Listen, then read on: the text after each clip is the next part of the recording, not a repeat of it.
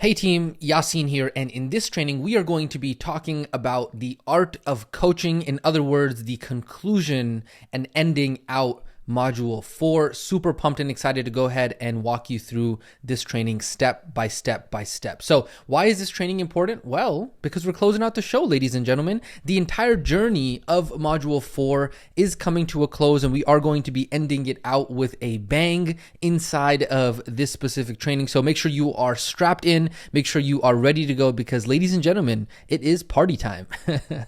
And so we do have the training outline available for you inside of the guide as always. And let's go ahead and start right off with a trip down memory lane, just as we have done in previous modules. So module 4, memory lane. So just as a warning, remember, as we always do towards the end of these modules, it's about to get all nostalgic up in here. So make sure you are ready. You got your box of tissues. You're ready to rock and roll. So if you remember, inside of module 4, we started off with an overview, and specifically an overview of the proven income generating process, right? And we said, hey, let's go ahead and put this entire piece together to understand how all of this is going to come together in a way that is going to allow us to be able to generate income from this. And so the big thing that we talked about inside of that training was that, hey, guess what? All of the pieces of this entire machine are already built out for you. And then on top of that, the software that is actually going to host your landing page, that's going to host your value video, the software that's going to allow you to be able to have the vetted application, the actual application itself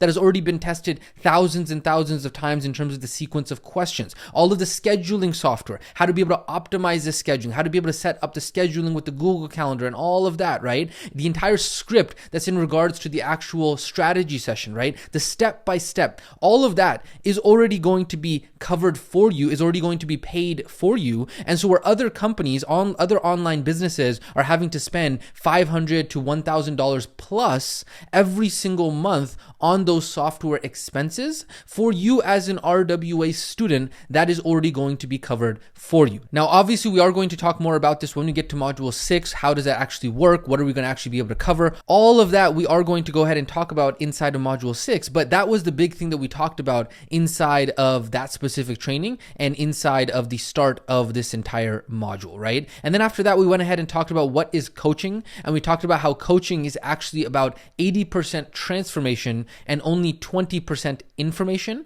And so we then talked about coaching skills, and how coaching skills were how you package the knowledge, how you package the science in order to actually deliver that pill, right? And so then from there, we went ahead and talked about the coaching skill stack bucket. And we said that, you know what? Coaching is not just one specific skill. A lot of people think of, oh, coaching is a skill, right? Yes, that's true. But really, if you zoom into coaching, coaching is actually a skill stack. And so it's a big skill that is made up of a bunch of smaller skills. And that's what we said we were going to go ahead and cover inside of this module. And then we also went ahead and talked briefly about self-coaching and how every single one of these skills can also be applied to yourself through self-coaching as well, right? From there, we went ahead and talked about the first skill, which was conscious listening. And we talked about the conscious listening process, which was made up of 4 skills: conscious listening, curious exploration, paraphrasing and verbal mirroring, and mirroring and matching, right? And so we said that what good listeners do, 5 steps: they shut up, they witness as an observer, they engage as a listener, they create a safe space, and they embrace silence, right? From there, we went ahead and talked about not getting too sucked in when you are listening, as well as being centered and grounded. And then we also talked about the communication spectrum and how 7% of communication happens through words or text, 38% happens through the tonality, and then 55% of a message that is being communicated happens through the facial expressions or non-verbal cues, okay? So that's what we talked about inside of that training. From there, we went ahead and talked about curious exploration. We talked about the 5 ways that good listeners use curious exploration. We said they start with conscious listening foundations. They then ask open-ended questions. They encourage the person to keep going. They urge clarification, and they replace judgment with curiosity. Obviously, the details for all of that are located in that specific training. This is just a quick overview down memory lane, okay? From there, we went ahead and talked about matching and mirroring. Oh, yeah. And then we talked about why is rapport important. and how the 4 parts of the conscious listening process actually help you build rapport. We said that good listeners do matching when they actually are listening. And so they match the voice, they match the body language, they match the energy, they match the words in the vocab, and they match the writing style if applicable. From there, we went ahead and talked about paraphrasing and verbal mirroring. And we said about verbal mirroring is not paraphrasing and how there is a difference between the two. And we talked about all of the details of how good listeners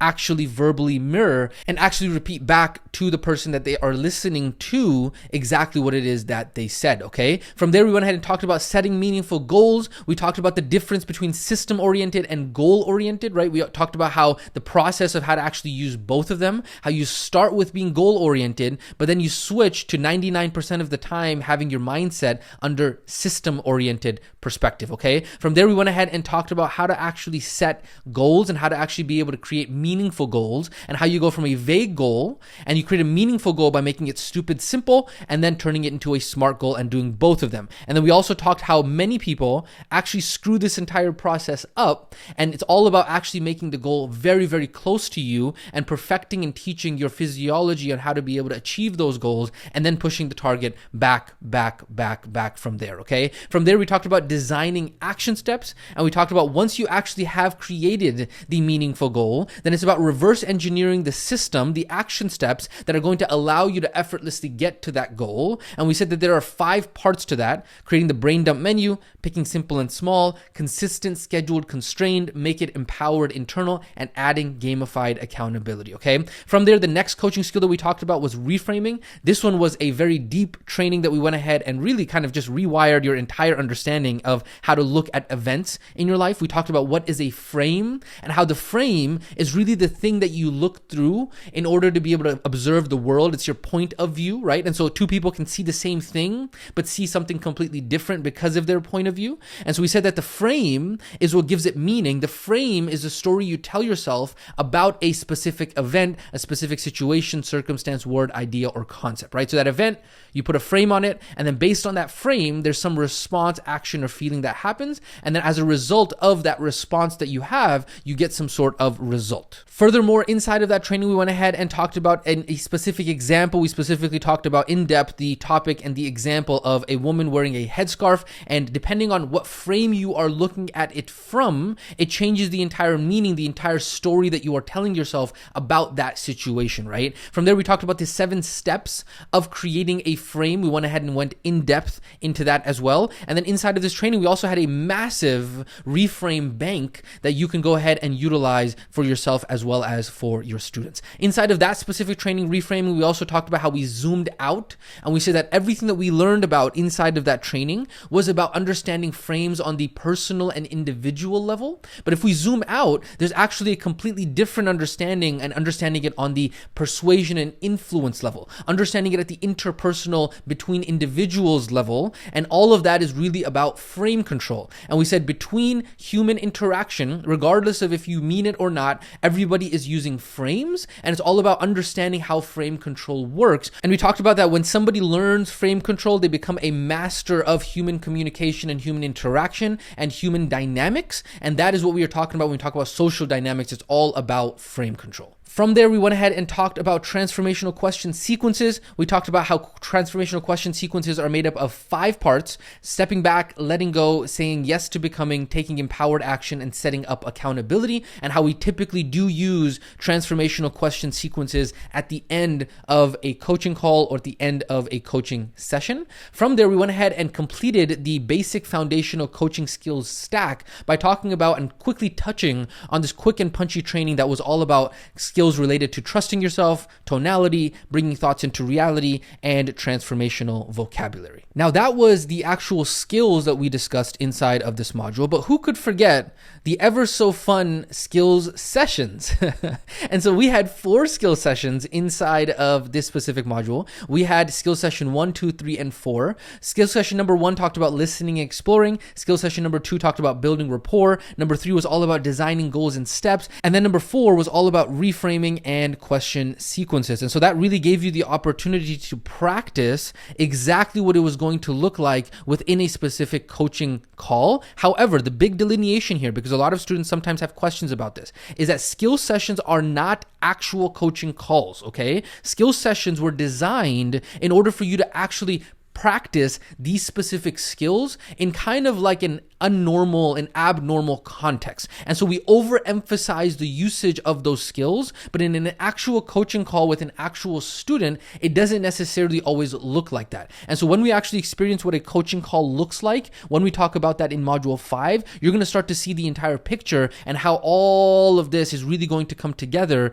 in an actual coaching call. And so that, ladies and gentlemen, that what we talked about inside of Module 4 is what makes up the art of coaching. And so what I want you to do is I want you to take a second to really look back at how far you have come in learning these foundational skills that make up the skill stack of coaching. Because inside of this module, you learned and practiced these foundational skills that not only are going to allow you to become a better RWP, a better remote wellness practitioner, but also really become a better human being in life, period. Because if you remember, we talked about this in the What is Coaching training. We talked about how coaching really is a foundational element to every aspect of life. And so you can start to see, hey, conscious listening, curious exploration, these are skills that I can use in my relationship. I can use this with my kids. These are all skills that are life foundational skills. And that's why when we talk about self-coaching and we talk about coaching, it's not just about learning these skills because you're trying to make an income from them. It's that these skills are foundational that you can teach to your family members. These skills are foundational that you can teach to your kids. These skills are foundational that you can teach to everyone around you, not necessarily as your students or as clients of yours in your transformation program, but just as you providing value to say, hey, guess what? Coaching is very important. Now, obviously, your transformation program isn't going to be about helping people become coaches, but the reason I'm highlighting this is to help you understand that these skills that you learned are foundational life skills, regardless of the context of which you are applying them in, okay? And so altogether, these skills make up what we call the art of coaching. Why is it called the art? Because unlike what we learned about and talked about in Module 3 was all about the science of health, right? It was all about the knowledge piece of it. But the art of coaching is more about the skills and less about the knowledge, right? Less about the science of it. And so the art of coaching is how we actually deliver that knowledge, how we actually deliver the science of it in a way that can be understandable by our students. And the thing about coaching skills and the thing about the art of coaching is that it's not an exact art, right? It's not like, hey, it has to be this exact way. Because you can think about it, like, is there a right or wrong way to do conscious listening or verbal mirroring or any of the skills that we learned? Not really, but it's just a matter of staying within the boundaries of what it's supposed to be. And then really there's like an artistry here, right? Kind of like imagine an artist with a canvas. There's really an ability to express yourself using these coaching skills in a way that is not necessarily right or wrong and is going to be different for every single person. And so ultimately that is why we call it the art of coaching and why they are called coaching skills. Make sense? I hope so. Now, here's the question that you might ask though, is that are these the only skills in coaching, period? Obviously, of course not, right? These are just really the foundational skills that we over the years have found to be the critical foundational skills for an RWP coach to be familiar with. And that's why we identified 12 of those skills, just so that way you're at least familiar with them. However, throughout your career as a remote wellness practitioner and as a coach, you will refine and learn so many more skills to add to your toolbox and add to your tool belt as a coach that are going to serve you in your career and in your life. And the cool part about all of this is that in this specific income career business model that you are learning about, you getting to learn how to be a better human being by learning these coaching skills, all of what it is that you have been going through so far in all of these modules. The cool thing about this is that all of this is considered product development.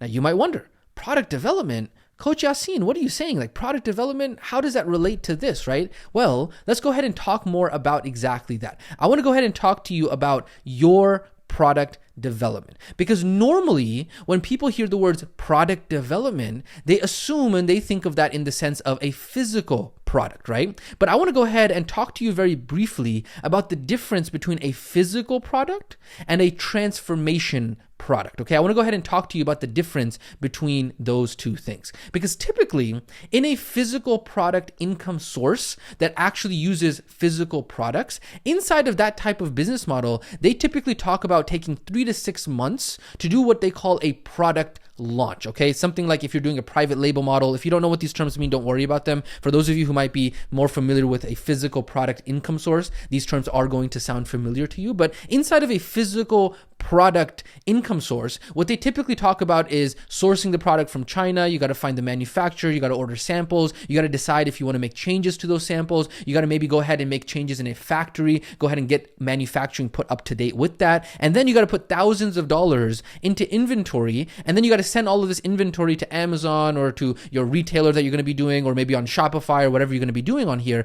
and then you got to go ahead and get reviews and traction and that kind of stuff. Now, the other model that has gotten very famous, so that way you can avoid this, is like drop shipping. You say, hey, you don't got to own the product, you just go ahead and do the marketing, and then you just go ahead and sell it from there. Well, there's still physical product involved there, right? You got to deal with refunds, you got to deal with shipping, you got to deal with, hey, this has to get to the customer in time, all of that kind of stuff, right? And so everything that we're talking about here that I just mentioned is considered product development inside of the physical product income source kind of model there, okay? And then the crazy thing about this is that once all of that product development is done and all of this product is launched, you get your Shopify store up, you get your Amazon store up, whatever that might be, right? Your affiliate store, whatever it might be. Inside of those business models, you still end up facing competition because you're selling a physical product, and a physical product, in the same way that you sourced it from a manufacturer, other people can source the exact same product. And so then you're dealing with limited margins, you're dealing with shipping costs and all of that kind of stuff. And then in the case of, let's say, Amazon or Shopify or those kinds of things, Amazon might end up shutting your account down. And so you end up dealing with those kinds of issues. Versus if you look at a transformation product income source, in a transformation business, your quote unquote product is the transformation that you deliver to a client or a student. The investment in the product, rather than it being a manufacturer and a factory that you have to find, the product is all about investing in yourself. And so your skill set and your ability to provide value, that is your quote unquote product. And so you developing yourself is considered product development. You going through your own transformation is considered product development. And so competition inside of a transformation product income source is non-existent because no one can deliver your specific niche customer avatar. Remember, we talked about this in module 1. We're going to talk about it more in upcoming modules and revisit it. But no one can deliver your specific niche customer avatar a transformation exactly in the same way that you can, because everyone has their own spin to how they actually deliver their transformation, aka their product. And so the big thing that I need you to understand here at the end of this module is that in a transformation product income source,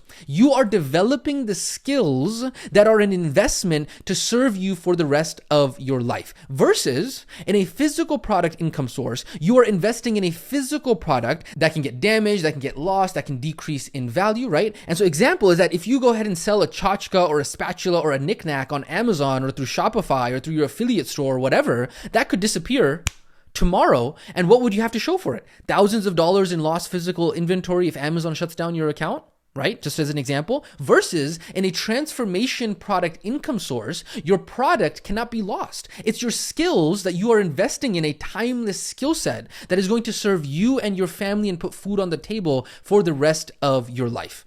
Plus higher margins, right? You don't got to deal with fees and shipping costs and all that kind of stuff. And so what you are learning right now is something that is completely different than any other industry or any other opportunity out there. Because unlike in a physical product income source where you have to spend 3 to 6 months sourcing and manufacturing a product and then doing a quote unquote product launch as product development, in this opportunity, you are spending 3 to 6 months getting your certification and understanding how this game of transformation products is played, because that is your product development inside of this opportunity, okay? And so this is what this process looks like. I know you've seen this graphic many, many times, and I want to go ahead and remind you of it, is that what we are doing is that we have phase one, which is the power that you are creating, your ability to provide value. You are becoming valuable, and valuable, not necessarily in the sense of you being a valuable human being or being a valuable life partner. I'm talking about valuable, your ability to provide value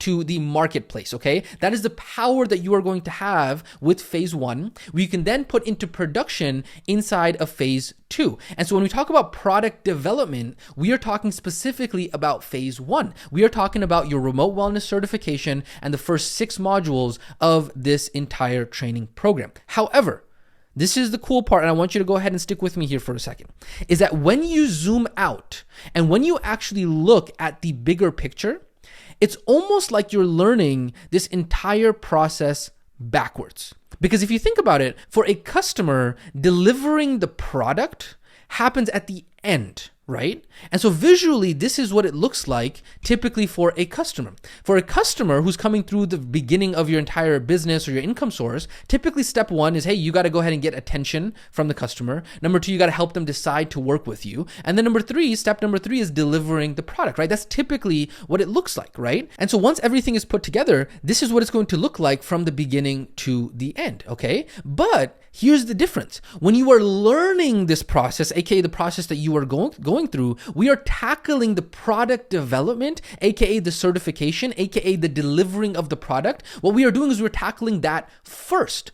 And so visually, in the order that you are learning it, this is what it looks like, is that we are going through phase number 1 first, okay? And then we are going to get into phase 2, which is going to go ahead and tackle the other 2 steps. And so what we are doing is we are doing phase number 1 first. And so it kind of is like out of order. And the reason we do it this way is because of the fact that everything else becomes so much easier when you actually understand the product that you are delivering and you actually have the confidence to go out there and do so, okay? And so, like I said, the reason we're doing this is because everything else becomes so much easier once you have completed your first version of product development, which is the remote wellness certification modules 1 through 6. The other steps become so much easier. And so if you look at this process, you realize that this step number 3 is honestly the most difficult part in order to get through, because step number 1 and step number 2 become very, very easy once you have step number 3 in place and you actually have the power you can then put into production.